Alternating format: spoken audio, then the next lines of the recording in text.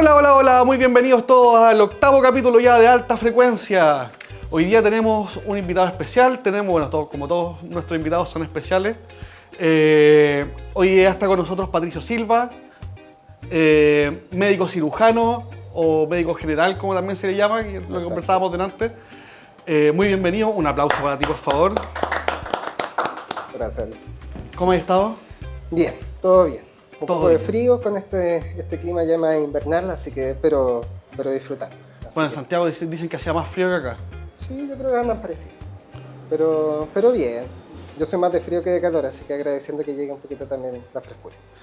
Bueno, yo también soy más de frío, yo soy del sur, así que prefiero un poquito más el frío que el calor. No, el calor en Santiago es un poco agobiante, pero bueno.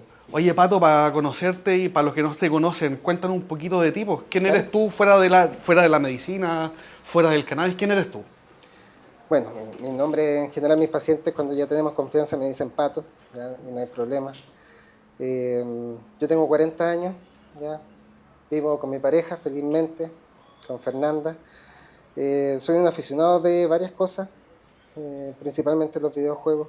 Me gusta comer también, Mira. así que me dedico bastante a una vida más simple. Soy una persona que creo que puede estar contento con un pastelito.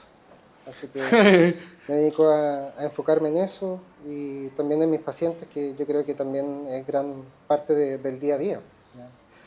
Yo creo que ya salí hace el 2014, han pasado ya un par de años, bueno, casi 12 años de egresado y me he dedicado a esto aproximadamente como, van a ser 9 años ya este septiembre de este año, 9 años ha dedicado a acompañar a pacientes con cannabis o derivados de cannabis, así que me siento un privilegiado porque no vemos muchos médicos o médicas que se dediquen a esto y llegar a rincones de un paciente en el sentido de que te ofrece esta apertura ya de emociones, de historia y vivencias. Creo que es un acto bien noble que hay que darle un poquito de respeto, espacio y creo que con ayuda de varias personas en el camino he entendido de que es un proceso tanto para el paciente como para uno.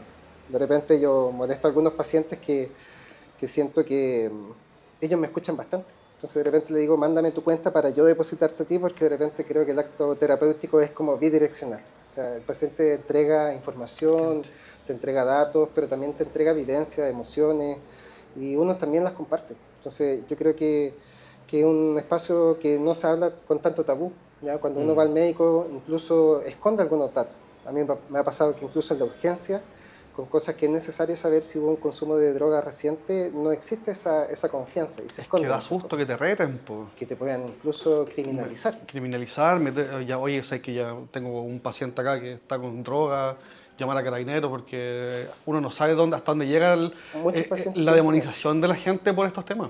Sí, así que yo creo que es un rincón muy noble en donde uno puede poner un granito de arena y ayudar a las personas a mejorar su calidad de vida, que en el fondo yo creo que a lo que me dedico yo, que es dolor crónico y cuidados paliativos, es el enfoque principal, no tanto cuánta vida, Para allá iba yo sino ahora. que cuánto o cómo la vivimos.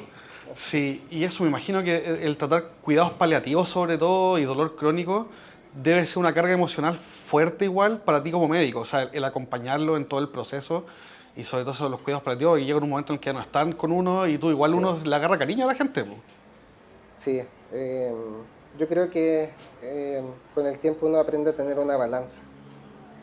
Uno vive cosas que no son tan agradables, que en el fondo el sufrimiento, el dolor e incluso la muerte de un paciente, pero también hay otras cosas que hacen el contrapeso. Cuando un paciente está en un proceso oncológico y me manda los exámenes libres de cáncer, que ya los dan de alta, pacientes que de repente perdieron la funcionalidad por otros motivos que, por ejemplo, orígenes traumatológicos, hernia, y que de repente el paciente empezó a hacer actividad física. Yo creo que es necesario hacer esa balanza porque el poder ayudar tiene una parte que es difícil para el paciente y para uno, que para el paciente contar las cosas que tiene, y cómo convive y cómo las siente, y para uno igual es duro escucharlo, porque escuchar un problema en general tiene una cuota de peso emocional, pero cuando uno ve los resultados también, yo creo Es que satisfactorio. que compensa. Y efectivamente hay días que son largos y uno termina agotado, pero yo creo que cada uno tiene también la responsabilidad de tener un grado de autocuidado.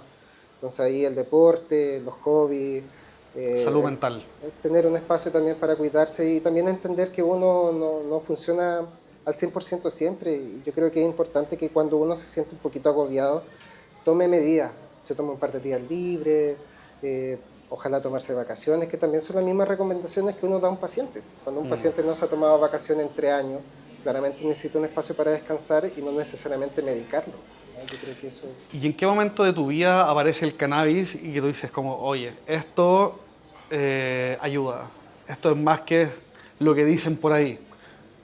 Yo creo que, bueno, yo conocí cannabis grande, ¿ya? Y lo digo así porque la mayoría, cuando uno le pregunta al paciente desde cuándo empezó a conocer cannabis, la mayoría lo usó las primeras veces en la juventud, ¿ya? O en la adolescencia. Yo lo usé como alrededor de los 21, 22 años y sentía que no tenía mayor efectividad en mí comparado con los demás. Y yo decía que se perdía conmigo. Y hasta que me topé con algo que no era lo mismo, era mucho más potente y efectivamente era una sensación mental que de repente es enriquecedora, facilita bastante la recreación, pero me di cuenta que anda muy bien con los dolores. ¿Ya? Yo tengo un par de accidentes, varias fracturas en la vida, entonces de repente continuar como si nada. Al principio cuando uno es joven juega a la pelota, yo andaba en patín, en patineta y no mucho, pero pasaron los años y ahora se nota un poquito, pero Ahora el frío duele. ahora uno avisa, el tobillo avisa si viene lluvia. Sí, pues. Entonces, yo creo que... Y también existe una sensación de peso existencial. O sea, yo creo que eso es la dimensión que de repente llamamos más personal o recreativa, pero yo creo que alivia bastante. Un paciente me lo definió muy bien. Me dijo, es un muy buen separador de ambiente. Yo lo entendí inmediatamente porque él me hablaba mucho de su trabajo y cuando después que usaba cannabis podía dedicarse a poder disfrutar algunas otras cosas sin tener el pensamiento del trabajo tan presente. Entonces, yo creo que ese tipo de cosas, Una liberación mental. sí, con el tiempo uno la empieza a apreciar y también, bueno, nos tocó apoyar a una persona muy cercana con una epilepsia refractaria y yo no sabía qué darle, pero escuché por ahí que había una niña en Estados Unidos que le habían dejado cannabis y le había ido súper bien. El caso de Charlotte, Sí, eh, Charlotte Figi, que era creo que el apellido, que a tenía ellas una, le daban RCO en cápsula, ¿no? sí, Sí. CBD en general, Mm. predominantemente. Yo no tenía idea que era el CBD y el THC, así que cultivé puras cepas que eran altas en THC. Amnesia, Moby Dick, me compré un indoor, no tenía idea cómo cultivar. Y el tiempo después probamos con esta persona con una epilepsia y anduvo bien. Ya han pasado los años, cesaron las convulsiones, entonces, eh, Y esta eran altas en THC. sí, Y, y, increíblemente. y para una epilepsia refractaria se recomienda más el CBD o el THC. En general, los estudios clínicos recomiendan CBD, sobre todo en niños. ¿Ya? El THC igual tiene un costo, ¿ya? Que es la psicoactividad. Muchas veces hay perfiles de pacientes que no lo toleran, ¿ya? Sobre todo pacientes o personas que están muy afligidas por el autocontrol. Entonces, en pacientes pediátricos el CBD ha demostrado bastante disminución de los fármacos que se utilizan y las crisis convulsivas y la recuperación después de la convulsión. Entonces, en niños en general el CBD anda bien y en adultos yo creo que los dos hay que probar los dos. Yo parto primero con CBD porque tiene una economía más barata que el THC, en el sentido de que es menos caro, no tiene efectos secundarios, entonces se puede aplicar con un poquito más de libertad y el THC hay que ser un poquito más cuidadoso por el efecto psicoactivo, sobre todo personas que no tienen experiencia. ¿Y a quién se le recomienda el THC? ¿A una persona con dolor o a una persona con temas psiquiátricos? Mira, el THC yo creo que cuando yo recomiendo o pienso en THC, pienso en varias cosas. Primero, en el paciente de si tiene experiencia o no tiene experiencia. Si la experiencia fue positiva o la experiencia fue negativa.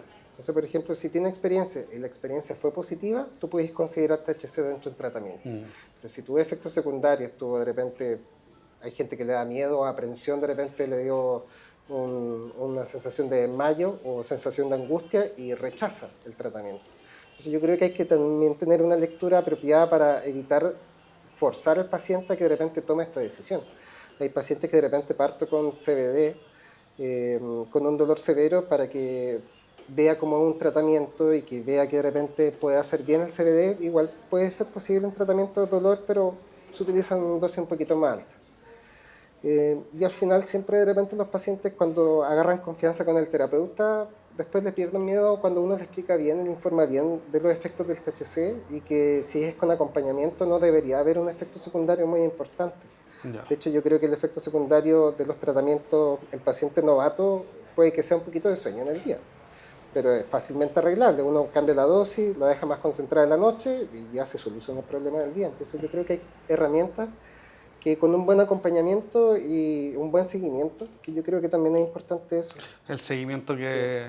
hacerle un seguimiento al uso del cannabis. O Todos mis sea, pacientes tienen mi WhatsApp. Yo este año, el otro día estaba revisando, he respondido como 19.000 mensajes. Una cuestión, con pacientes hablamos un montón. ¿Por qué? Porque el seguimiento es súper importante.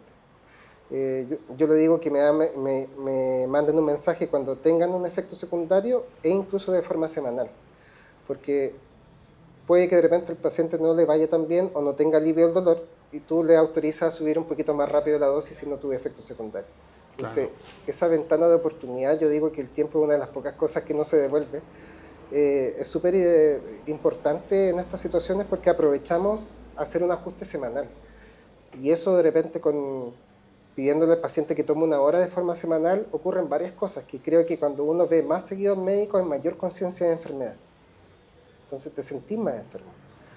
Y cuando tú tenés mayor libertad con el médico, yo creo que existe este como apoyo a la confianza en tu terapeuta que te va a contestar sin tener que pedirte una hora, en el fondo cobrarle una consulta. Entonces el seguimiento, que en el fondo es una de las cosas que en todos los estudios clínicos habla que es necesario un buen seguimiento, uno tiene que tener alguna estrategia. Creo que yo adopté esta de forma personal. Yo tengo 2 celulares, uno para pacientes que le digo, mándame un mensaje a la hora que sea, porque yo respondo de lunes a viernes hasta como a las 5 de la tarde y todos saben que respondo, y si no respondo me mandan otro mensaje y yo le pido las disculpas y soluciono el problema. Yo creo que de repente cuando un paciente llega con dolor crónico tiene suficientes problemas para que el terapeuta sea un problema más. Entonces nosotros somos facilitadores de solucionar problemas. Pero tampoco le da darle un problema al terapeuta. No, pero por eso de repente cada uno tiene una estrategia que le pueda acomodar. Hay colegas que de repente dejan un correo, hay gente que de repente tiene un servicio de secretaría. Entonces yo creo que cada terapeuta en esto puede acomodar, pero yo creo que todos llegamos a la misma conclusión, que es súper necesario el seguimiento. Oye, y hablando de los colegas, ¿cómo reacciona el mundo médico o tus colegas médicos cuando tú incorporas el cannabis dentro del...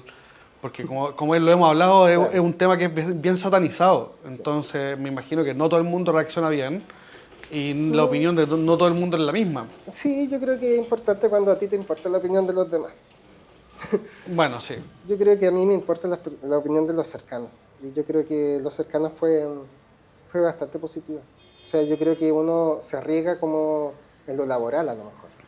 Ya en algo que un poquito tiene más incertidumbre de cómo va a ser tu agenda, si vaya a tener pacientes. Porque, por ejemplo, cuando tú partes una consulta, siempre la consulta está vacía. ¿Ya? Se te va llenando con el tiempo. Entonces igual es un riesgo. Entonces yo creo que fue una aprensión pequeña por ese sentido, pero yo creo que trataron de confiar de que me iba a dedicar y tratar de hacerlo lo mejor posible, y entienden que trato de ser criterioso. Yo igual, como todas las personas, cometo errores, pero trato de tomar mis decisiones con entendimiento, pero me sentía como con esta gran deuda con la planta, en el fondo de poder apoyar a pacientes. De hecho, me acuerdo que los primeros días de consultorio un paciente me pidió una receta y yo la inventé cómo hacer una receta, porque no sabía cómo escribirlo, cómo hacerlo, cómo indicarlo. ¿Tiene algún protocolo de...? No, se fue al consultorio. En mis primeros días yo dije, ¿qué hago? Y claro, el paciente estaba cultivando y le hice una receta.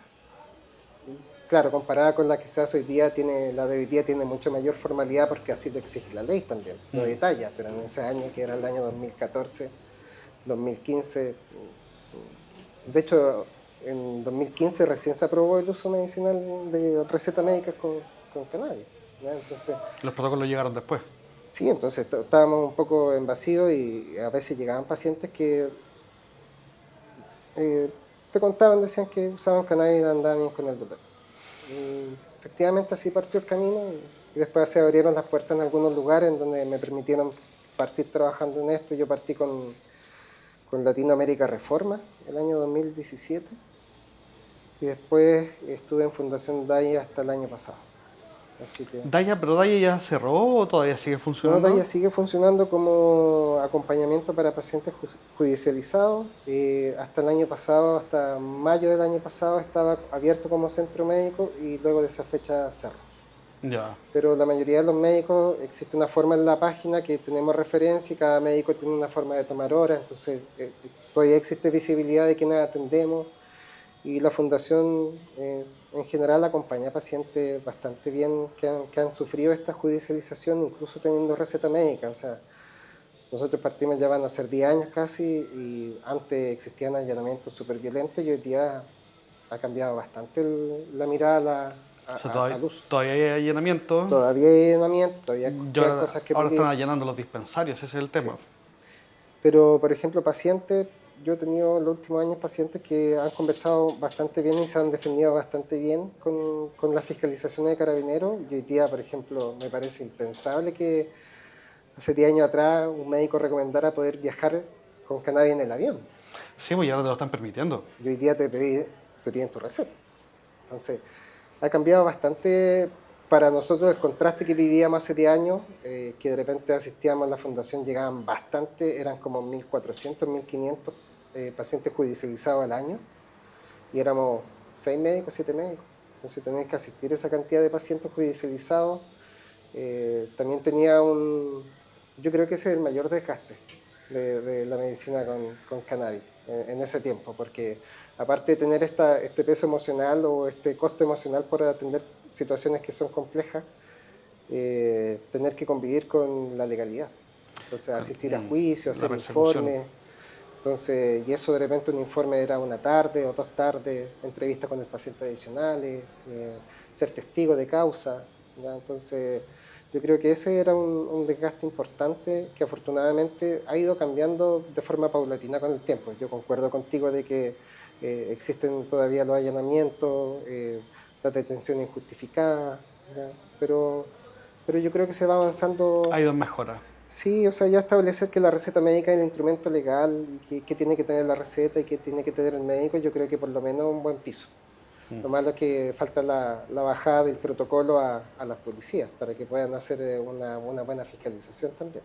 Sí, pues eso es cierto también. Si es el tema, pues si los carabineros no tienen claro qué es lo que tienen que fiscalizar o cómo hacer o cómo es el procedimiento, es bien difícil que se lleve a cabo de buena manera si es que la instrucción no está bien hecha. Claro, el piso tiene que ser uniforme para todos y yo creo que eso sí es necesario que cada uno cumpla con su deber, el paciente con su deber y las policías con su deber. Yo creo que eso es bueno poner reglas porque así por lo menos tenemos un marco mínimo como comportarnos en esto. Pero estar a ciegas no favorece ni a los pacientes ni al organismo policial. Sí, pues eso es cierto. Oye, antes de continuar, quiero que hacer una pequeña pausita y saludar a nuestros auspiciadores, que son los que hacen todo esto posible. Hay cositas bonitas acá. Hay hartas cosas bonitas en la mesa, así que quiero partir saludando a Bagual, que son los que están allá, los moledores, los frascos que están allá, que son, bueno, ellos son del sur y ellos se preocupan de todos los detalles, hacen que la molienda sea muy buena, los moledores son muy buenos. Ahí tienen en cerámica, en aluminio, en zinc. Son bonitos. Y son muy bonitos además. Así que muchas gracias, Bagual, por enviarnos esto. Recuerden seguir a nuestros auspiciadores, recuerden darle amor porque gracias a ellos todo esto es posible. Tenemos a Seba Seeds, que es el muchacho que ya tuvimos acá también en el programa. Él se dedica, bueno, como lo dijo aquí en el programa, a rescatar semillas clásicas y a traérnoslas de vuelta. Así que muchas gracias, Seba, por las semillas. Tenemos a Hazy Rollings, que es un muchacho que se dedica con su pareja a hacer todo lo que es papelería, todo lo que tú necesitas para fumar. Desde bandejitas para enrolar, papelillos, filtros, etc. Tenemos a Terpenum, que son pomadas hechas con terpenos, que tú te las pones bajo la nariz, como un mentolatum. Y sí, bien aromática. Y buscan modular tu estado de ánimo entregándote terpenos. Entonces, ellos con la combinación de distintos terpenos tienen distintos efectos y buscan calmarte o ayudarte quizás a ser más creativo. Tenemos a Panda Rook, que son estos bolsitos que son para prevenir el olor. ¿Los conoces? Sí, los conozco. Estos sí. Muy bueno. Entonces, porque el outfit va más allá de lo que vistes, también es lo que usas, y Panda Rock es con discreción. Tenemos a Bernie Glass, que es un muchacho que se dedica a recolectar elementos soplados en vidrio de todos los sopladores que hay y los lleva a las distintas vitrinas. Entonces él se dedica a recolectar, por ejemplo, tenemos en este caso este rig soplado por Sebas Glass, que lo mandó Bernie. ¿Ya? Y ellos lo que hacen es recolectar todos estos sopladores y llevar sus productos a las vitrinas, incluso al extranjero. No, sí, Seba ahí lo aplica. Y finalmente tenemos a Siddhartha, que es quien nos recibe acá, así que muchas gracias, Siddhartha. Aquí en Avenida Pedro Montt, justo donde está el terminal de buses frente al Congreso. 2860, si no me equivoco el número, estoy 100% seguro que es. 100% seguro. Oye, continuamos. Ahora quiero la entrevista separarla en dos partes. Una parte en lo que hablamos tú, que son tus especialidades al fin y al cabo, que es el dolor crónico, y la otra en lo que es el acompañamiento con los cuidados paliativos. Ya, voy a partir con lo que es el dolor crónico. Y para que la gente sepa, ¿podríamos tú darnos una pequeña explicación de qué es lo que es el dolor crónico? Claro, existen distintas clasificaciones del dolor. Ya. El crónico y agudo tiene que ver con cuánto tiempo uno sufre el dolor. Generalmente el dolor agudo es un dolor menor a 3 meses y es muy útil para descubrir patologías. Son señales de alerta que en general es bueno escuchar, pero nunca apagar, porque generalmente hay que solucionar el problema que lo provoca. Y el dolor crónico es un dolor que se extiende más de 3 meses, independiente que haya sanado o no sanado la lesión en el fondo. Entonces es como una sensación de hiperactividad del sistema nervioso en donde perpetúa esta sensación incómoda que nosotros le llamamos dolor. O sea, una lesión puede sanar pero seguir emitiendo dolor. Sí. Entonces, por ejemplo, donde puede ocurrir bastante eso, las lesiones traumatológicas con daño muscular o daño nervioso, en los postoperatorios. Entonces, generalmente, por ejemplo, incluso en amputaciones, el dolor del miembro fantasma, síndrome regional complejo, que son dolores intensos, que eventualmente tienen un periodo más de 3 meses de dolor y generalmente ahí viene también otra complicación de la situación.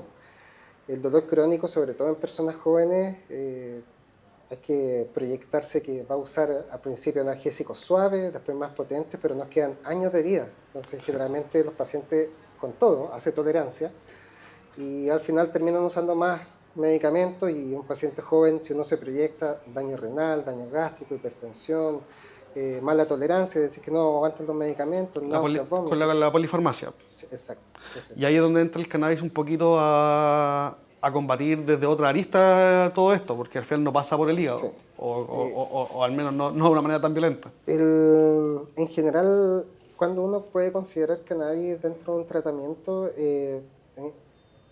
cannabis es un muy buen complemento. Muchas veces con los pacientes cuando llegan con la intención de suspender sus medicamentos de base y cambiarlos por cannabis. Entonces uno igual hace un ajuste de expectativas, es decir, que de repente no es necesario suspender, sino que de repente al principio complementamos y luego cuando el paciente llegamos a un dolor que es tolerable, ahí empezamos a lo mejor a intervenir en los otros medicamentos, pero en general esto es por ejemplo, los derivados de la morfina son muy buenos amigos con los cannabinoides y los pacientes tienden a verlos como enemigos. Entonces, la idea es que el paciente esté funcional. Entonces, eso lo podemos hacer con distintas herramientas y ahí cannabis, que tiene un efecto multimodal que se llama, que no solamente alivia el dolor, sino que también ayuda con el componente emocional, ya que a lo mejor lo vamos a ir conversando con las otras preguntas, pero los pacientes de repente igual sienten dolor, pero tienen una frase que lo acompaña bien frecuentemente: ya no me importa tanto.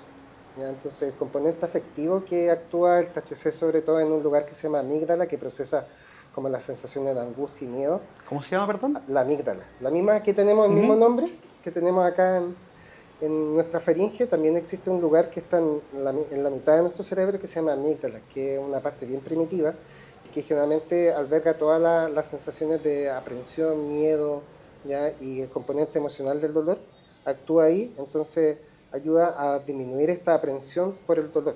Entonces por eso muchas veces, incluso cuando los pacientes tienen dolor y fuman, dicen igual siento dolor, se tocan y les duele, pero la preocupación o el grado de aprensión que tienen es mucho menor. O sea, al final no es que te deje de doler en un 100%, pero claro, le dejáis de prestar atención. Hay algunos casos que de repente los pacientes recuperan bastante. En el dolor crónico llegar a cero, de día cero, por ejemplo, esta típica pregunta que hacen en el dolor, ¿cuánto le duele? Cero sin dolor, 10 la máxima intensidad. La expectativa de repente no es llegar a cero, sino que de repente sea lo más funcional posible. Pero hay casos que son súper exitosos y en general cuando se utiliza una combinación de medicamentos podemos llegar a cero. Oye, ¿y qué parte del sistema endocannabinoide es lo que funciona con el dolor, lo que amarra el dolor y lo suprime? Un montón de partes. El sistema endocannabinoide es como un modulador del dolor. Entonces, tiene varios componentes. ¿Ya? Tiene los receptores, ¿ya? Que es el receptor cannabinoide 1, que está en nuestro sistema nervioso central, en nuestro cerebro y en nuestra médula. Y tenemos el receptor cannabinoide 2 o CB2, que eso generalmente está en el resto del cuerpo. El THC y el CBD pueden actuar en estos dos componentes. Generalmente el THC actúa predominantemente en el receptor CB1, que está en nuestro sistema nervioso, y ayuda como a apagar ya la transmisión del dolor. Le ayuda a disminuir la presión emocional que tenemos con el dolor en la amígdala. Y el CB2 también ayuda a apagar los receptores del dolor. Entonces, y tiene un efecto desinflamatorio, que eso es bastante raro en el tratamiento del dolor. Los analgésicos tradicionales como el ibuprofeno, el ketoprofeno, el ketorolaco, bajan el dolor y bajan la inflamación, pero el tramadol y los derivados de morfina, el fentanilo, actúan solo en el dolor, pero no en la inflamación. Y en el caso del cannabis también actúa en ambas. Sí, entonces por ejemplo en la enfermedad inflamatoria, artritis reumatoide, espondilitis anquilosante, fibromialgia, generalmente tienen un alto poder el CBD sobre todo de causar un efecto desinflamatorio. Entonces esas cosas yo creo que es un beneficio bien importante y también cuando uno compara, y yo creo que aquí existe en la analgesia, existe como una escala clásica de cómo ir aumentando la intensidad del fármaco, que se llama escala analgésica de la Organización Mundial de la Salud. Entonces parte con paracetamol, dipirona, o que se llama metamizol, y en general eso es lo que se ocupa acá, indometacina, es también un medicamento que se ocupa, que es para el dolor agudo. Tú puedes ocupar un par de días y luego tienes que suspenderlo porque si no tu estómago no lo tolera o hay falla en el riñón. Ya, perfecto. ¿Y estos medicamentos cómo se relacionan con el cannabis? Generalmente el paracetamol hoy día se vio que puede potenciar los efectos de cannabinoides, entonces el paracetamol siempre lo maltratamos, porque es como la receta de cualquier cosa. Pero sí, bueno, el paracetamol es un muy buen complemento, muchas veces un potenciador analgésico de algunos otros. Pero acá muchas veces cuando aumentamos el escalón, empezamos los opioides débiles, el tramador, por ejemplo. ¿Ya? Entonces cuando nosotros comparamos los opioides o los derivados de morfina versus cannabis, ya la primera comparación produce o no produce muerte por intoxicación, ahí gana cannabis. El tramador puede producir depresión respiratoria, significa que uno baja la frecuencia respiratoria y deja de respirar si hay una intoxicación por tramador. ¿Ya? Te podéis morir ahogado. Te podéis morir. Asfixiado. Entonces, con cannabis existen algunos datos que a lo mejor son más rebuscados, que puede causar, por ejemplo, un síndrome de hiperemesis inducida por cannabinoides, que en muchos vómitos los pacientes se pueden deshidratar y creo que hay unos casos que están ahí que con daño severo o cercano a la muerte, que son personas que consumían mucha cannabis y su cuerpo empezó a rechazarla. Oye, sí, hay que aclarar que la cannabis no es una planta mágica que va a sanar todo, esto está todavía en estudios, hay ayuda, o sea, está demostrado y ultra demostrado de que sirve, pero sigue siendo una droga. Sí, pero por ejemplo hoy día los medicamentos, el ibuprofeno, el ketoprofeno y el ketorolaco, entre ese grupo, es causante de un 30% de la enfermedad renal crónica en Chile, o sea, es un problema de salud pública. Cannabis, estos casos que te digo que son más severos, de vómitos profusos o abundantes, deshidratación y falla renal, son 3 o 4 casos, publicaciones que hay en el mundo. Son cercanos a cero. Entonces, estadísticamente, cuando se habla de la salud pública, yo creo que hay que tener criterio para hacer esa evaluación, porque en Chile existe un 33% de la población que tiene dolor crónico. Entonces, yo creo que hoy día las políticas de preventivas no son muy fuertes porque si el dolor sigue aumentando y importantemente el dolor traumatológico, no existe una mirada preventiva para esa población, siendo que cada vez gente más joven tiene más dolor. Sí, pues. Esta es una pregunta un poquito personal. En el caso de la pregabalina, ¿cómo funciona de la mano con el cannabis? Realmente la pregabalina es un estabilizador del ánimo dual, ¿ya? Que también cumple la misma función de otro parecido que venlafaxina, desvenlafaxina. Entonces, en general ayuda a estabilizar el ánimo y ayuda con el dolor neuropático, ¿ya? Y en el dolor neuropático, ahí sí cannabis tiene un premio, ¿ya? El dolor neuropático, si nosotros viéramos como bien de cerquita un nervio y contáramos, por ejemplo, los receptores de morfina, son bien poquitos. Si vemos los receptores de cannabis, hay un montón. Entonces, los derivados de morfina igual ayudan, no ayudan mucho con el dolor neuropático, por eso se llenan un poco de receptores y tú le das más al paciente y los receptores ya están ocupados, ya no se mejora el dolor y el paciente empieza a presentar efectos secundarios. En cambio, con los cannabinoides se llenan completo y en general tienen buena tolerancia. Cuando uno sabe administrarlo, eh, es raro ver un efecto secundario. Siempre está el dicho de partir lento y aumentar lento. Eso es como la regla de oro con THC. Entonces, Ya, partir lento y aumentar de a poquito. sí, entonces Ya, ambos... ya saben todo ya, partir Sí, lento y aumentar de a poquito, para ir viendo las tolerancias de cada uno también. sí, los formatos yo creo que ayudan bastante. Cuando de repente son formatos que son más inhalados, como los vaporizadores en el uso medicinal, es difícil tantear la cantidad de miligramos que uno está aspirando. Pero cuando un paciente es novato, muchas veces es mejor partir con un aceite que viene dosificado muchas veces cuando son de la farmacia. Y uno sabe cuántos miligramos por ml tiene o cuántos miligramos tiene una gota. Entonces, los estudios dicen que uno tiene que partir alrededor entre 2,5 a 3 miligramos en el día de THC. Y eso no lo puede Es repartir de súper 2 a 3 veces. poquito. Es súper poco. O sea, yo siempre le digo a los pacientes, cuando usted parta las gotas no va a sentir nada. ¿Por qué? Porque yo lo que primero quiero ver es la tolerancia. No, quiero ver efectividad. Entonces el paciente se acostumbra, su cuerpo lo tolera y ahí empieza a aumentar las gotas. Entonces, yo creo que es una práctica. Yo no puede ser un poquito más apresurado si el paciente no tiene efectos secundarios. Bueno, yo entré, me acuerdo, en un proyecto de un dispensario que estaban ayudando a gente con dolores crónicos, regalándoles gotitas de CBD. No me hicieron nada. No, es que yo creo que también tiene que ver con la experiencia. Los pacientes cuando de repente tienen una experiencia con THC, de repente no es bueno partir con CBD. Sí, pues. O sea, yo tenía entendido que el CBD se usa más para las condiciones psiquiátricas, como ansiedad, como los Sí. nervios, etcétera, y que el THC es más para el dolor.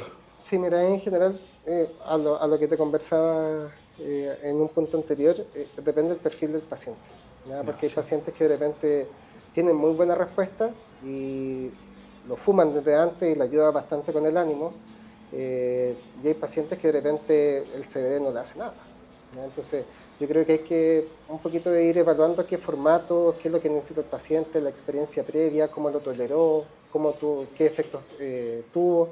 Yo creo que ese es el análisis que se hace en la consulta, qué medicamento está tomando, Claro. ¿ya? Tú como médico, por ejemplo, ¿cuál es el formato que recomiendas? Depende de la situación, ¿ya? Depende de la situación. Sí, por ejemplo, pacientes jóvenes que tienen experiencia con cannabis, podemos considerar la vaporización en general como primera. Y la vaporización de hierba seca, en general, un paciente que tú quieres pasarlo a extracto, ¿ya? Que son mucho más concentrados. No una cosa que yo haga habitualmente porque generalmente entre más concentrado el producto, mayor tolerancia hace. Entonces de repente creo que es bueno partir, cuando un paciente tiene la experiencia con flores, yo mantengo generalmente la indicación de flores porque ya es un formato que maneja. Lo que mejoramos generalmente es la indicación de cómo usarlo. ¿Ya? La ley nos exige que no sea fumado y sea en cualquier otro No formato. pirolítico. Claro, no ponerle fuego. Y generalmente los vaporizadores, yo creo que los vaporizadores ahí sí es necesaria una conversación honesta de los vaporizadores. ¿Ya? Yo creo que hay pocos que lo hacen, pero en general los vaporizadores no son muy buenos. ¿Ya? La experiencia no es muy buena. Porque si Pero es por la calidad de los elementos, la calidad y de los vaporizadores. los métodos que también ocupa es de convección, es de conducción, la potencia de la batería, entonces los elementos con que se fabrican. Entonces de repente hay buenas potencias, pero malos elementos y la experiencia, ya el sabor no es agradable.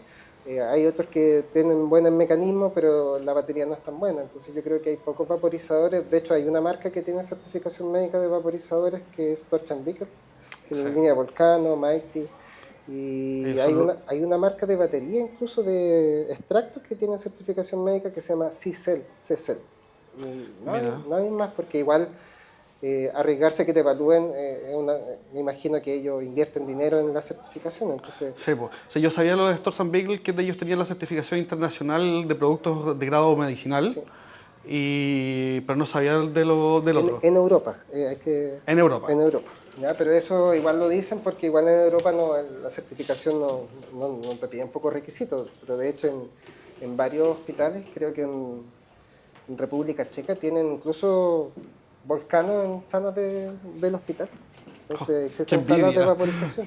Qué envidiable. Sí, es como efectivamente lo que nos falta, la integración, porque aquí existe una ley, pero falta encaminarla. Oye, ¿cuáles son las limitaciones del cannabis en el dolor crónico? O sea, cuando ya esto ya no te hace efecto, cuando, o sea, Buena el pregunta. cannabis no es suficiente. Hay varias situaciones que el cannabis no es suficiente. Yo creo que la primera es la mala tolerancia del paciente. ¿Ya? De repente cuando el efecto mental, debido a la dosis, el paciente se siente muy mareado, muy olvidadizo. Yo creo que no es la opción. Sí, sí, yo creo que la finalidad de cuidados paliativos del dolor crónico es mejorar la funcionalidad. Los pacientes con demencia, también de repente no es la mejor alternativa, THC sobre todo. ¿Ya? El CBD tiene un efecto antipsicótico que ayuda de repente a que el paciente no esté tan desorientado. El CBD. Sí, el CBD, pero harto CBD. Se requiere harto CBD para Sí, lograr ello. es caro eso. En general, o sea, no es algo económico. De repente hay patologías que tú puedes invertir en una farmacia 30.000 pesos en un CBD y anda bien. En una demencia, de repente el tratamiento es cercano a lo mejor a los 90.000 pesos, 100.000 pesos. O sea, necesitáis el triple de dosis Sí, para poder mantener bien a una persona con demencia sí, con CBD. sí. Y lo otro que historias de esquizofrenia o psicosis, en general esa también es una limitación importante en el dolor igual. ¿Ya? La historia de dependencia a drogas. Hay que tener cuidado ahí, yo creo que no es una contraindicación absoluta, pero también la enfermedad hepática aguda. Hay varios pacientes que están con dolor crónico severo y tienen problemas hepáticos agudos por la misma patología o la polifarmacia y ahí no podéis meter cannabis porque el paciente se puede descompensar y aumentar la falla hepática. Entonces yo creo que hay situaciones bien particulares que de repente existe limitación y lo otro que es el dolor severo. Así cuando es muy severo, ahí requiere opioides que sean potentes y que lamentablemente también tienen efectos como con la conciencia. Sí, yo por ejemplo, yo cuando estuve como muy mal, que fue en el tiempo que estuve con licencia, fueron como 5 meses, me dieron un parche de... Buprenorfina, Fue Transtic, horrible, fue horrible. O sea, yo me puse uno que no me hacía nada, el doctor me lo subió al doble ahí lo sentí. y sí, ahí lo sentí, pero no podía comer, no podía vivir, o sea, era un zombie, mi señora dice que era un zombie andando, porque no podía comer, estaba pálido, flaco, bueno, flaco no, pero más delgado y se notaba que andaba mal, o sea, sin dolor, pero... Es que ahí va un poquito como el concepto del manejo integral, ¿ya? Porque de repente el dolor puede desaparecer, pero las otras funciones pueden ser anuladas. Por ejemplo, esto del apetito, cuando uno usa derivados de morfina, cuesta mucho ir al baño muchas veces, hay náusea y vómito, hay compromiso o alteraciones de conciencia, el paciente anda más somnoliento, riesgo de caída. Sí, pues yo andaba con sueño todo el día y con vómito, vómito. No, No, porque no, hablar no de comía nada y vomitaba todo. la atención y la memoria, eso pasa en el segundo plano. Entonces yo creo que el manejo integral del dolor, más que de repente enfocarse en un solo fármaco, que vamos a encontrar efectos secundarios si lo aumentamos de dosis, es entender cómo funcionan y cómo armonizar los fármacos. Entonces esa armonización yo creo que es interesante que uno tenga una disposición bien a la escucha, ¿ya? De los efectos secundarios, bueno, y saber cuáles son los efectos secundarios de los medicamentos y dirigirse directamente si el paciente los tiene. ¿Ya? Cuando tú haces una pregunta, por ejemplo, ¿con qué frecuencia va al baño a tener deposiciones? El paciente dice, no, cada 4 días, 5 días, y tú ves que eso no es normal. Entonces, hay situaciones que de repente es necesario ir a explorar dirigidamente porque si no, ¿Cuánto es lo normal? por lo menos una vez al día. Entonces, hay cosas que de repente, cuando un paciente, por ejemplo, está postrado y consume derivados de morfina, puede ser buprenorfina, tramadol, morfina misma, el intestino, aparte de el estar lento por los medicamentos, se lentece por la postración. Entonces ahí esos tipos de pacientes hay que ser casi preventivo, dejarle algunos laxantes para que los pacientes puedan tener deposiciones, porque eso también es un problema grave en un paciente delicado. Sí, pues, Sí, me puede llegar imagino. a la urgencia por ahí, fácilmente. Oye, ahora pasemos a la segunda parte, de los cuidados paliativos. Ujú. ¿Qué son los cuidados paliativos? Buena pregunta. Sí, de frentón, ¿qué son? ¿Qué son los cuidados paliativos? Mira, antes se consideraba, en los años 70, se consideraba que era el cuidado del final de la vida. Hoy día los cuidados paliativos se resignificó porque hoy día cuidados paliativos no significa netamente el cuidado al final de la vida, sino que el entendimiento como del daño total o del sufrimiento total que tiene el paciente. El paciente paliativo tiene distintas esferas que ojalá se pudieran tratar de forma integral, ¿ya? La esfera biológica, como de tu cuerpo, ¿ya? La esfera psíquica, porque el dolor crónico afecta a la salud mental, tu funcionalidad o el aspecto social, y hay algo que de repente siento que estamos bien al debe, que es el aspecto espiritual del paciente. Entonces, ese tipo de miradas cambió y hoy día un paciente paliativo no significa que tenga una enfermedad terminal, sino que de repente se considera que su dolor va a ser de muy difícil resolución. Entonces, el acompañamiento, de eso se trata, más que de repente de curar, es de acompañar.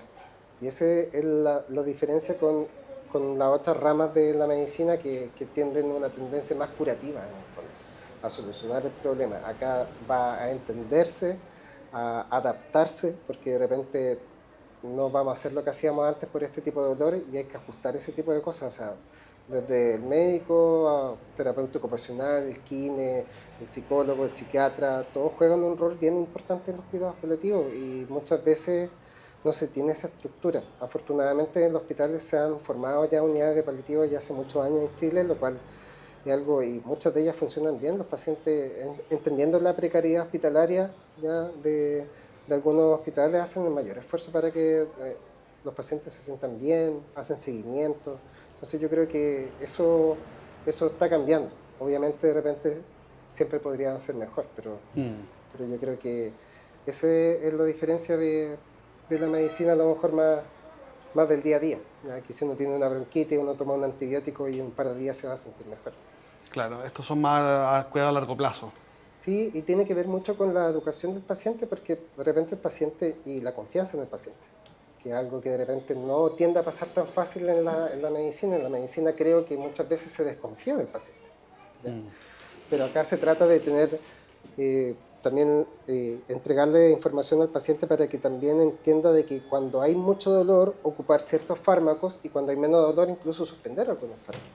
Entonces, eso es lograr un poquito la independencia o que el paciente se sienta lo más independiente posible para no depender siempre cuando tenga una crisis que van a pasar de la atención médica. Claro. Entonces, cuánta dosis, y esa es una responsabilidad compartida, pero la información viene de parte de los médicos, las médicas de cabecera. Creo que eso De confiar en el cliente, en lo que dice y en qué es lo que siente, porque al final, claro, también es cierto que uno de repente llega, se ve bien y digo, dice que me duele demasiado y no te creen. he tenido bastante experiencias bastadas, o sea, como entregadas por los pacientes que de repente le han dicho, pero si tú estás bien, te veis bien, vería el araco, exagerado, ese tipo de cosas. Yo creo que los pacientes que se dedican a cuidados paliativos como que ya no tienen esa pregunta. ¿Ya? Es como, de verdad, cuéntame qué te pasa. ¿Ya? De repente, sobre todo en enfermedades que son invisibles, ¿ya? Que de repente el paciente se ve bien, eh, yo creo que hay que tener esa más oído que ojo. Bueno, yo hago mucho hincapié en el tema de la fibromialgia porque es algo que yo sufro y que es algo que me toca de cerca, pero es algo que no se ve. Y de repente, por ejemplo, yo voy en la micro, lo único que quiero es sentarme porque me duele todo y soy relativamente joven. ¿Quién me da el asiento? ¿No? Y hay otras enfermedades, no sé, pues, cosas que sean comunes, el síndrome de intestino irritable, que en algunos pacientes es una molestia y otros pacientes no pueden vivir. La endometriosis, Sí, ¿ya? Que son dolores todos los meses y muchas veces permanentes, y es paciente que tienen que operarla para quemar algunos focos de endometriosis y aún persiste con los dolores. Entonces de repente tú veis que este es paciente entero, que no cogía, no tiene silla de ruedas, pero la procesión va por apenas vive. dentro. ¿Sí? Pues entonces Y eso también afecta a la cabeza, o sea, cuando uno tiene dolor y limitación, no sé, hoy día programamos algo y estáis con una crisis de dolor y no podéis, y yo te veo íntegro, uno le pesa también, po, ¿ya? Algunos pacientes me han dicho, siento que soy un peso para mi familia. Entonces, ¿por qué? Porque han perdido funcionalidad. Entonces, eso es lo que hay que rescatar en los cuidados paliativos de reintegrar al paciente, porque al final la pregunta no es cuánto vivimos, sino cómo lo vivimos. Esa es la pregunta como enfocada de cuidados paliativos. De la medicina curativa es al revés, pero ese tipo de entendimiento yo creo que también lo entrega el tiempo. O sea, yo en algunas situaciones yo creo que me da culpa, fui crítico a lo mejor en ciertas situaciones y con el tiempo yo creo que los pacientes me han enseñado a escuchar más, ¿no?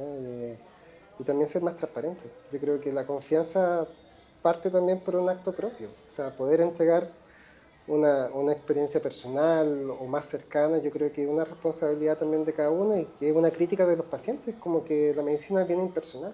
¿Ya? Entonces, yo creo que para mí yo le doy una significancia un poquito más interna y social, es como un poco el efecto de la rebeldía contra la medicina moderna, que de repente a mí me asombra ver centros médicos que ven, que son estos tradicionales, estos grandes, que de repente ven pacientes cada 10, 12 minutos, y de repente los pacientes dicen, no, con suerte me vio, no me tocó, me mandó exámenes, después me devolvió a Claro, me control. senté al frente, me preguntó cómo me sentía y con eso ya me hizo el diagnóstico. Claro. Entonces, de repente, y también un poquito la crítica a la modernización. O sea, antes escribíamos en fichas clínicas, escribíamos un par de cosas y listo, y nos podíamos enfocar en esto, y hoy día es necesario un registro médico legal. Entonces, hay algunos médicos que de repente tienen un par de años, que igual hay que tener años con el teclado, es difícil de repente escribir una ficha clínica, examinar a un paciente y que la cosa funcione. Pero de repente siento que, esto es una pregunta muy personal, nunca me gustaría aplicarlo a nadie externo, pero yo me sentí que de repente si yo participaba y seguía haciendo esto, era como parte del problema también, en algún grado, pero solo para mí, esa es como autocrítica. Entonces dije, ¿sabes qué? Esto concuerda con el cambio de paradigma que quiero hacer con mi trabajo, en el fondo. No quiero tener pacientes cada 10, 15 minutos, que de repente creo que es difícil tener un grado de conexión. Y nada, pues hay pacientes que de repente me dicen, qué raro que usted entregue el WhatsApp y le molestan. Sí, yo creo que en algún momento me hice problema, pero ahora claramente veo un beneficio. O sea, que los pacientes saben que yo les voy a contestar. De repente, creo que Puede que me demore, pero voy a contestar. yo contesto de lunes a viernes siempre. Y si me demoro un día, yo digo, réteme nomás, no hay ningún problema. Le digo, es que yo tengo un mal que soy muy copuchento, entonces en la noche mi telenovela es leer los mensajes de los pacientes. Entonces los dejo como leído y no los contesto el otro día porque no lo voy a contestar a la 1 de la mañana. Entonces, yo creo que es bonito, tiene un costo, pero el costo vale la pena. Oye, y en los cuidados paliativos, el cannabis, ¿cómo entra? O sea, ya hablamos de que cubre la parte del dolor, pero ¿qué otras patologías o en qué otras cosas también ayuda? ¿En el insomnio, en el Sí, hambre, en la hay, ansiedad? hay varias cosas que puede ayudar, incluso cosas que de repente también están en estudios que requieren más desarrollo, pero el, la guía canadiense habla mucho de cannabis medicinal, que está como multidimensión en donde actúa cannabis. Entonces, aparte del dolor, generalmente, por ejemplo, lo que más ayuda a los pacientes es la calidad de sueño. ¿Ya? El THC ayuda a inducir y mantener el sueño. ¿Ya? El CBD dice que por ahí funciona, pero el CBD funciona cuando un paciente tiene un componente ansioso muy grande y puede ayudar a bajar esa cuota de ansiedad y por eso duerme mejor. Pero no es porque Claro, induzca y mantiene el sueño, no es directamente el sueño, es el contexto. el contexto, claro. El set and setting. Exacto. Y las náuseas y los vómitos. ¿Ya? El THC tiene un receptor de serotonina en el tronco encefálico que disminuye las náuseas, inhibe un componente que se llama leptina en el hipotálamo que está en nuestro cerebro que aumenta el apetito. ¿Ya? Entonces, por esto de anorexia, caquexia, que anorexia es la pérdida de apetito y caquexia es el estado nutricional, ya que van perdiendo músculo un montón los Ya, pacientes, nunca lo he escuchado. ayuda a recuperar el apetito y cuando un paciente, incluso un paciente con más alto peso, con un peso ideal, tiene mayor sobrevivencia en las quimioterapias, en la radioterapia, entonces por eso se estimula que el paciente esté con un peso ideal. Voy a ser inmortal en una radioterapia. Y la ansiedad es componente emocional, ¿ya? Eso igual depende del paciente, porque hay que cuidar la cantidad de THC, porque si uno en son de ayudar con el dolor pasa a llevar la ansiedad, es decir, que el THC le genera ansiedad, hay que tener un cuidado y no hay que ir tan rápido. Pero hoy día afortunadamente se pueden hacer preparaciones magistrales en farmacias que uno puede también poner la cantidad específica de THC y la cantidad específica de CBD en preparado. ¿Y qué farmacias están trabajando con esto? Varias farmacias. De hecho, igual traje un par de cosas. Hay farmacias grandes que se dedican a esto. Está la farmacia UMA, la farmacia Cruz Verde, farmacia NOP. Y hay otras farmacias que son más pequeñitas, que es Biofórmula, Narma, Grandiosa y Farmalab. Todas esas farmacias hay. Y existen bastantes formatos. Estos son muestras médicas, pero por ejemplo este tiene 150 miligramos de CBD por ml. Este tiene THC, que es 10 miligramos de THC y 20 miligramos de CBD por ml. 1 a 2. 1 a 2, ¿ya? Este también tiene THC, que tiene estrellita. Sí, 15 miligramos de THC y 10 miligramos CBD. ¿Ya? Este 2 a 1. Quiero una cucharada de eso. Son muestras médicas, ojalá tuvieran algo. ¿Ya? Esto es de 100 miligramos de CBD. Entonces, existen formatos que son en formato de aceite, que en general estos son los formatos que más se usan en pacientes novatos, que no tienen experiencia con... Entonces, por ejemplo, creo que todos los médicos podemos tener un caballito de batalla, como se le dice, que es como el típico aceite que se receta o el típico medicamento que utilizamos. No todos los pacientes son iguales, pero generalmente un paciente que tiene dolor sobre 5 de 10 o un dolor moderado o severo, yo parto con THC y CBD de forma equilibrada porque tienen mejor respuesta, ¿ya? El efecto psicoactivo, el efecto mental no es tan importante, se puede regular bastante bien, no da una sensación de actividad que generalmente el paciente ya está inquieto, ¿ya? Entonces yo creo que existen varias alternativas en los formatos de aceite que se puede mandar a hacer y que andan bastante bien. De hecho, acá existen también, nos enviaron para abrir acá. Este es un vaporizador de Narma, que nos lo enviaron para esto mismo, para que lo viéramos en vivo. De hecho, no lo tengo ni abierto. Y aquí tenemos el sachet que viene. Y este viene con mi nombre y tiene 350 miligramos de THC. Ándala. Y tiene 35 miligramos de CBD. Súper fuerte. Súper concentrado. Igual esto, 1 gramo de THC, por ejemplo, de cannabis que sea rica en THC o predominantemente en THC, por ejemplo, la White Widow, pongámosle que tenga un 18% de THC. Es decir, que de 1000 miligramos tiene 180 miligramos de THC-A. Este ya viene activado, ¿ya? Entonces, generalmente estos pueden ser equivalentes entre 2 a 3 gramos de cannabis. ¿Ya? Entonces, esto se abre y viene con una cápsula, o sea, un vial, que aquí viene el componente, y viene con una jeringa donde se hace la carga y luego se aplica en estos cartridges que son de vaporización, que son los típicos también que de repente conocemos. Y esto se adjunta con la batería y el paciente ya puede usar un vaporizador llegado de la farmacia. El paciente puede viajar dentro de Chile, incluso a algunos países en el extranjero con esto. Por ejemplo, en Perú, en México, tengo entendido que como es legal, se puede viajar con la receta. Entonces hay algunas cosas que ya permiten otras cosas que va por fuera de lo medicinal. ¿Y el costo de esto? Mira, los costos de la farmacia generalmente son más altos que de lo artesanal. Lo que pasa es que lo artesanal de repente... No sabes qué es lo que tiene. Incluso si supiéramos, el costo igual es alto porque hay que esperar tiempo. Si tú lo cultivas y se demora 6 meses, hay que curarlo, y ahí hacerlo aceite o resina. Y generalmente llegar a estos estados como puro para vaporización, yo creo que la forma artesanal más directa es rosin, porque va a ser otra extracción entre medio, creo que de repente a lo mejor es innecesariamente cara. Entonces igual tiene un costo hacerlo de forma artesanal. Y en la farmacia los componentes que tienen THC o los aceites que tienen THC están como de los 40 a los 60 mil pesos por botella. Eso puede durar un mes. Existen formatos más pequeños de 15 ml, pero ese es el costo. Entonces muchas veces también es una problemática dentro del tratamiento de un paciente.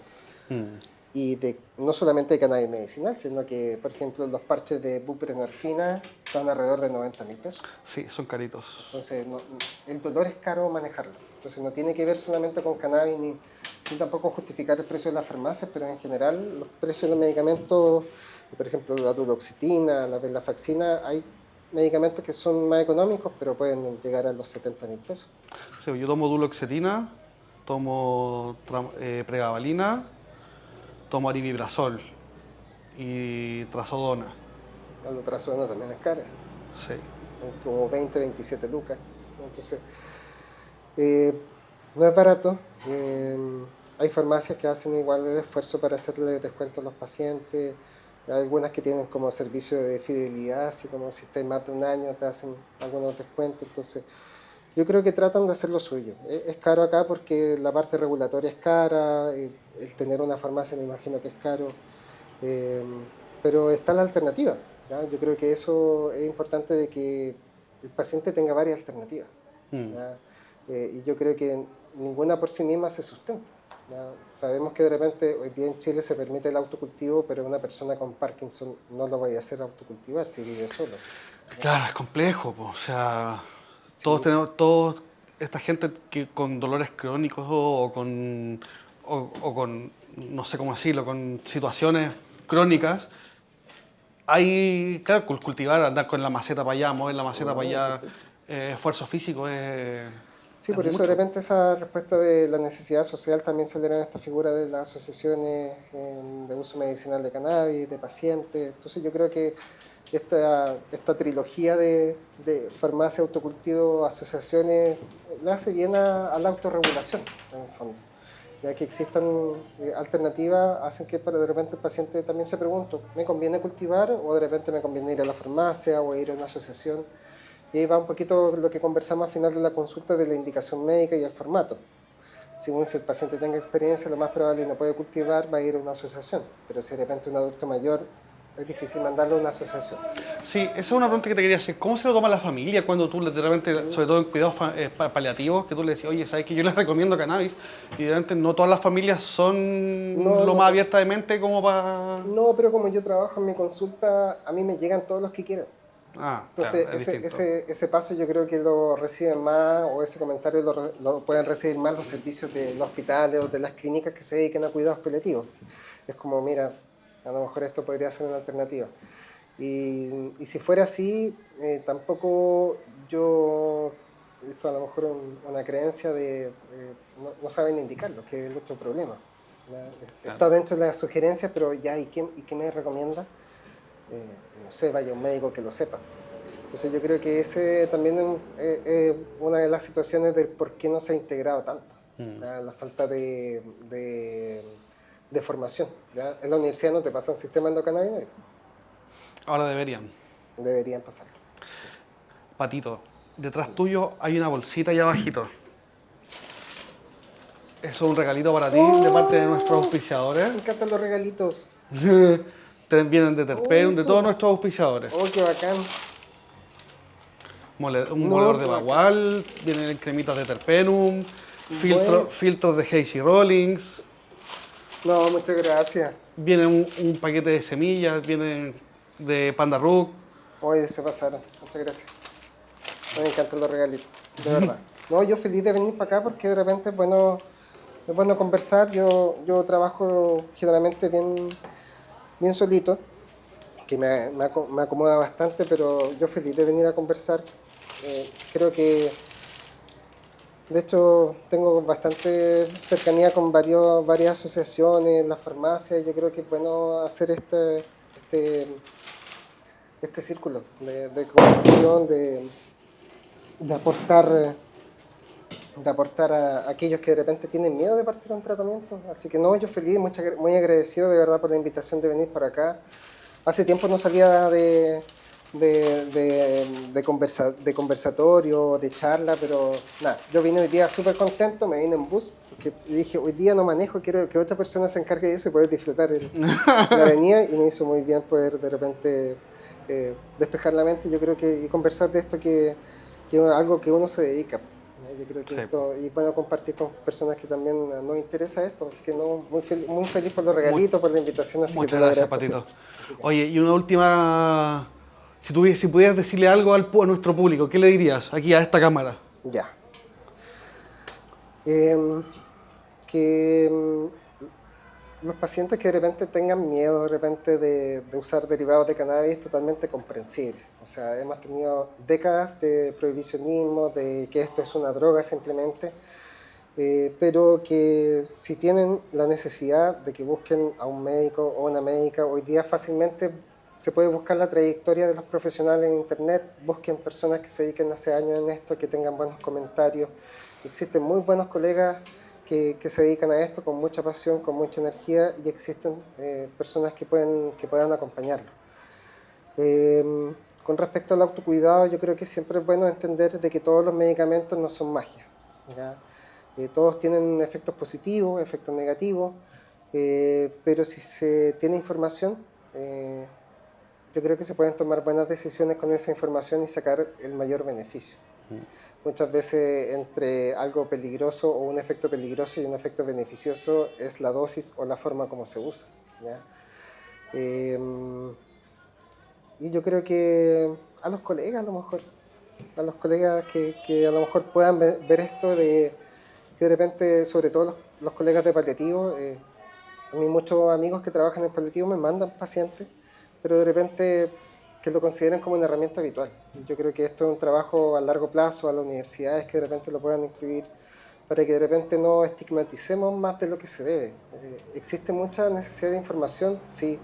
Por ejemplo, esto del cáncer, ¿podría ayudar con la regresión del cáncer? O ese tipo de preguntas que de repente necesitan mayor estudio, mayor progresión de ello, pero el tabú se parte eliminando cuando se habla, ¿ya? Entonces yo creo que eso también me encantaría de que en un futuro la gente que está estudiando en la universidad, en el pregrado, es decir, cursos básicos o en la carrera básica de medicina, tuvieran su rama de fisiología, sistema endocannabinoide, y que después en farmacología le pasen THC, CBD como un fármaco. Entonces yo creo que como lo hacemos como la morfina, la aspirina, que también vienen de cosas que son naturales, y incluso se nos olvida, ¿ya? Entonces yo creo que hagan las preguntas que sean necesarias. Yo tengo un canal, mi canal de Instagram que está siempre abierto a las dudas, a las consultas, mi WhatsApp. Yo tengo muchas ocasiones que de repente converso con pacientes y ni siquiera piden la hora, pero no hay ningún problema porque mi trabajo yo sé que es principalmente informar al paciente. Así que si de repente tienen dudas, consultas, se pueden acercar, hacer las preguntas que sean necesarias, y yo trato siempre de contestarla con la mayor paciencia posible. Así que, ¿no? Y agradecer también, agradecer a aquellos que a lo mejor nos vayan a escuchar, a los que tengan dudas, y agradecer acá que también nos ofrecen un espacio como bien relajado y bien ameno para poder conversar sin esa pérdida de la confianza, que creo que es súper necesaria. Muchas gracias por estar acá. Oye, y antes de irnos, tus redes sociales. Mi Instagram, dr como doctor.patricio Silva. Súper simple. Súper simple. dr.patricio Silva. Ahí para que lo sigan, y nosotros @podcast.altafrecuencia, para que nos sigan en YouTube y en Instagram. Muchas gracias a todos y un aplauso aquí para Patricio. No, gracias al equipo también, que llegaron aquí de sus casitas bien temprano. Así que eso, muchas gracias a todos. Muchas gracias, Patricio. Gracias.